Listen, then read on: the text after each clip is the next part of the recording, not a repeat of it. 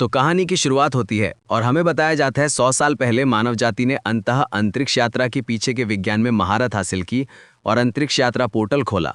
लेकिन जिस बात ने सबको चौंका दिया वो ये थी कि अंतरिक्ष यात्रा पोर्टल के दूसरे छोर पर एक बिल्कुल नई दुनिया थी, जहां थे भयानक राक्षस जो उत्पात मचा रहे थे। इस नई दुनिया में मनुष्य जिन तकनीकों और हथियारों को अत्यधिक महत्व देता था वे पूरी तरह से गायब हो गए। क्योंकि वह अंतरिक्ष यात्रा पोर्टल को बंद करने में असमर्थ थे, इसलिए मानव जाति रातों रात खाद्य श्रृंखला के सबसे निचले स्तर पर पहुंच गई।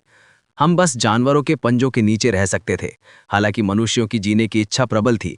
सबसे पहले इसकी शुरुआत डीमन को खाने से हुई, जिसके कारण मानव जाति में जमीन हिलाने वाली शक्ति में परिवर्तन होने लगा। उन्होंने जानवरों का शिकार करना और उनकी आत्माओं को चुराना शुरू कर दिया। 100 साल के अंतहीन विकास के बाद आखिरकार इंसान जानवरों की आत्माओं के साथ मिल गए। साथ ही वे अपने जीन के पीछे छिपे रहस्यों को भी समझने में सक्षम हुए। इस दुनिया में आप भगवान भी बन सकते हैं। और हमें एमसी दिखाया जाता है जो भागते हुए बोलता है, मैं एक अविकसित मानव हूं। हालांकि मैं यहाँ केवल 1 महीने से हूं, लेकिन मैं जितना बदकिस्मत हूं, मैं आलोचना का लक्ष्य बन गया हूं। और कुछ लोग एमसी का पीछा कर रहे थे क्योंकि एमसी ने उनके जानवर की आत्मा चुरा ली थी। और एमसी बोलता है, आप लोग सोच रहे होंगे कि कुछ चुरा के भाग जाना गलत बात है, लेकिन ये मत भूलिए कि ये दुनिया एक कुत्ते खाओ कुत्ते वाली दुनिया है। इस दुनिया में अस्तित्व और विकास ही एकमात्र नियम है। और जैसी स्थिति अभी है, एक बार वे मुझे पकड़ लेंगे तो मेरे बचने की कोई संभावना नहीं है। या तो आप जीतेंगे या हारेंगे, ये इतना आसान है। और लेकिन ये बकवास कहना जितना आसान है, करना उतना आसान नहीं है। और अगला सीन हमें गेट के बाहर का दिखाया जाता है, जहां एमसी चलते हुए बोलता है कि यही कारण था कि मेरे 18वें जन्मदिन पर, जिस दिन मैं कानूनी आयु सीमा तक पहुंच गया, मैं यहां पर पोर्टल पर आया हूं। हालांकि मैं इस दुनिया में इसलिए नहीं आया क्योंकि मुझे ये पसंद है। यहाँ आना मेरी मजबूरी है। मेरे जैसा न्यू प्लेयर यहाँ सिर्फ दूसरों का चारा बन सकता है। एक दिन अचानक मेरे पिताजी मर गए और मेरी माँ कमज़ोर हो गई। उनसे अब काम नहीं होता और मेरी छोटी बहन की स्कूल की फीस, ये सारी जिम्मेदारी मुझ पर आ गई है। और मेरे जैसे प्रतिभाहीन हाई स्कूल स्नातक के लिए पैसा कमाने के लिए पोर्टल में प्रवेश करना मेरी सबसे अच्छी पसंद थी। वह व्यक्ति जो अभी अभी यहाँ से गुजरा, क्या उसने कवच प्रकार की राक्षसी आत्मा पहन रखी थी? वो उसमें बहुत कूल लग रहा है। काश मेरे पास भी एक होता। कुछ अजीब सा लग रहा है। मेरी बाई आंख फड़क रही है। क्या मुझे सोना मिल जाएगा? और एक गली के कोने पर आ जाता है जहां उसे व्हाइट वुल्फ दिखाई देता है। हे भगवान, ये तो एक जानवर है। कोई आश्चर्य नहीं कि मेरी बाई आंख फड़क रही थी। और अपना नाइफ को पकड़ लेता और उस पर हमला कर देता है।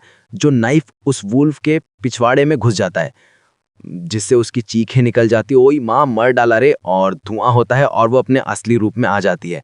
भाई साहब, वो नाइफ लड़की के बम में घुसा हुआ था। और एमसी सोचता है, क्या ये एक लड़की है? आज तो खुद गए गुरु। ये सब देखकर कुछ लोग बात करते हैं, हाँ, क्या ये किन्हुआन नहीं है? क्या इसकी गांड में चाकू मारा गया है?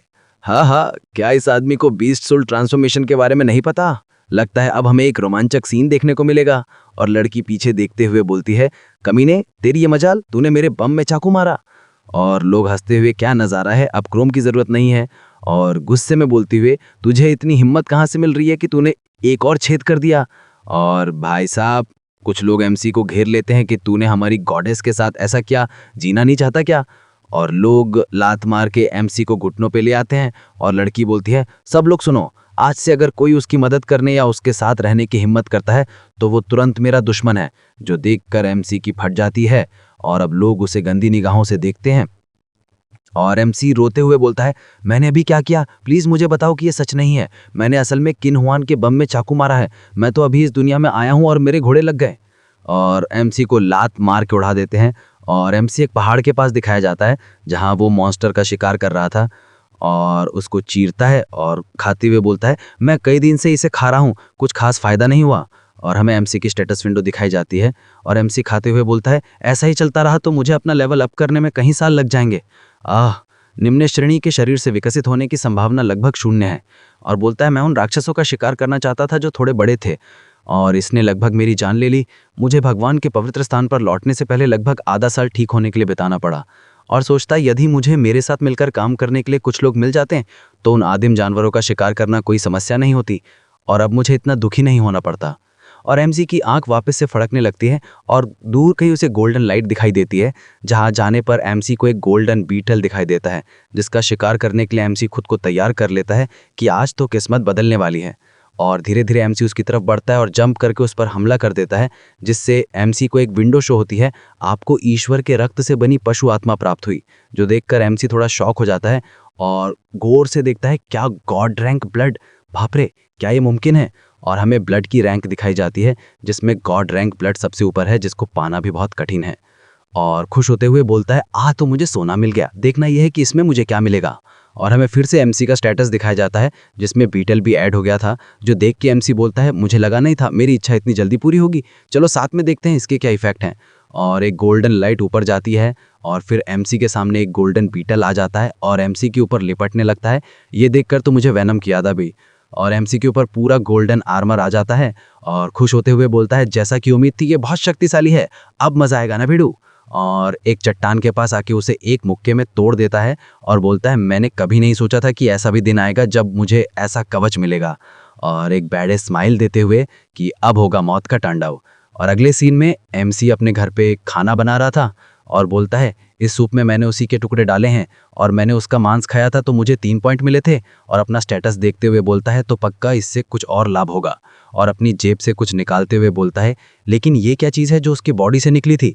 और एमसी के हाथ में एक क्रिस्टल दिखाया जाता है जो ब्लू चमक रहा था और उसे गौर से देख के बोलता है, ऐसा बिल्कुल नहीं लगता कि ये उसके बॉडी से निकला है। तभी उसके पीछे पिंजरे में 2 आंखें दिखाई जाती हैं और अगले सीन में एमसी के हाथ से वो क्रिस्टल कोई चुरा लेता है, जो देखकर एमसी पीछे मुड़ता है और हमें दिखाया जाता है कि एक बड़ी छिपकली ने उस क्रिस्टल को निगल लिया था। जो देखकर एमसी बोलता है, बाप रे, इसने तो इसे निगल लिया, वो कमीने जल्दी कर और इसे थूक दे। और एमसी उसे देखता है कि ये हिल क्यों नहीं रहा, क्या ये मर गया है। और अगले सीन में उसका ओवल्यूशन होता है और वो इतना बड़ा हो जाता है कि पिंजरे तोड़ के बाहर आ जाता है और अपने बाप यानी एमसी पर हमला कर देता है। जो देखकर एमसी थोड़ा पीछे आता है और अपना वही नाइफ निकाल के उसका राम नाम सत्य कह देता है और थक के बैठ जाता है कि अरे देवा, मेरे तो गोटे मुंह में आ गए थे। तभी उसके सामने एक सिस्टम विंडो शो होती है, जो देख के एमसी बोलता है, क्या इसका लेवल इस क्रिस्टल खाने से बड़ा था, पर ये कैसे हो सकता है। और हमें पता चलता है कि जो भी इसे खाएगा उसका ब्लड भी गॉड रैंक का हो जाता है। और क्रिस्टल को बाहर निकालते हुए बोलता है, यदि मैं सही हूं तो ये क्रिस्टल अन्य जीवों को गॉड ब्लड ग्रेड में विकसित होने देता है। और उसको पप्पी देते हुए बोलता है, अब मैं एक नई शुरुआत कर सकता हूं। और अगले सीन में हमें एमसी का पुराना घर दिखाया जाता है, जहां उसकी माँ और बहन के सामने कुछ लोग थे जो बोल रहे थे, ये हमारे पिताजी का है तो उनके बेटे होने के तौर पे ये हमारा हुआ, तुम इस पे कब्जा करके बैठे हो। और एक मोटा आदमी बोलता है, तुम यहाँ 20 सालों से रह रही हो, अब समय आ गया है कि हमारा हिस्सा हमें मिले। जो सुन के एक आदमी बोलता है, बिल्कुल सही कहा आपने।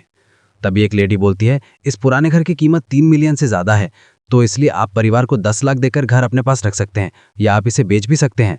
तभी एमसी की माँ बोलती हैं, आप जानते हैं कि हमारे घर की वर्तमान स्थिति कैसी है, हमें 2 मिलियन कहाँ से लाएंगे, और ये घर बेच दिया तो बच्चे कहाँ रहेंगे। तब एमसी का चाचा बोलता है, क्या सिर्फ तुम ही संघर्ष कर रही हो, मेरा बेटा प्राइवेट स्कूल में है, उसकी फीस भरने में मेरे बाल भी सफ़ेद हो गए। और बोलता है, तुम कुछ भी कहो कोई फ़ायदा नहीं, 1 महीने में या तो पैसे दे दो या अपना घर बेच दो, हम सब यहाँ खर्चा बांट रहे हैं, वरना कोर्ट में मिलेंगे। और वहाँ से चले जाते हैं। और अगले सीन में एमसी घर आता है और उसकी माँ और बहन बाहर बैठे उदास लग रहे थे और बोलता है, कितने बेशर्म है वे लोग। और गुस्से में बोलता है, उस समय जब उन पर लाखों का कर्ज था तो क्या मेरे पिता ने उनकी मदद नहीं की थी। जब गैलेक्सी कॉर्प ने परिवार की कंपनी पर कब्जा करना चाहा तो यदि मेरे पिता ने सबके लिए खड़े होकर उन्हें दिवालिया नहीं किया होता तो उनकी रहस्यमय तरीके से मृत्यु क्यों हुई थी। और माँ बोलती है, ये सब तुम्हारी निकम्मी माँ का दोष है, मैं इस पुराने घर की भी रक्षा नहीं कर पाती। तब एमसी बोलता है, चिंता मत करो माँ, मैंने पहले से ही अंकल झांग से पूछ लिया है, जो एक वकील हैं, इसका हल जरूर है, इसलिए चिंता मुक्त रहो और बस छोटे यान का ध्यान रखो और ये सब मुझ पर छोड़ दो। तब माँ बोलती है, क्या सच में, ये तो सच्ची बात है। और एमसी गुस्से में बोलता है, ये कमीने मेरी माँ और मेरी बहन को परेशान करने की इनकी हिम्मत कैसे हुई, मैं उन्हें आसानी से नहीं छोड़ूंगा। और अगले सीन में हमें star of Lucia galaxy station steel armour century transport hub दिखाया जाता है, जहाँ पे बहुत सारे लोग थे और एमसी वहाँ चलते हुए सुनता है कि कितने लोगों का अप लेवल हो रहा है। और एक ट्रेन में बैठे सोचता है, विशेषज्ञों के माने तो एक व्यक्ति 10 साल में 5 बार विकसित हो सकता है। और सोचता है, इवॉल्वर्स, ट्रांसेंडेंट्स और डेमीगॉड्स, उस क्रिस्टल के साथ मैं निश्चित रूप से उस स्तर तक पहुंच सकता हूं और मुझे अपने विकास के लिए वैली जाना पड़ रहा है। मैं इस क्रिस्टल का उपयोग और भी अधिक धन कमाने के लिए करूंगा। पहली प्राथमिकता 2 मिलियन होगी, जिसका उपयोग घर के मुआवजे के रूप में किया जाएगा। तो मिलते हैं अगले एपिसोड में, तब तक के लिए सायोनारा फ्रेंड्स।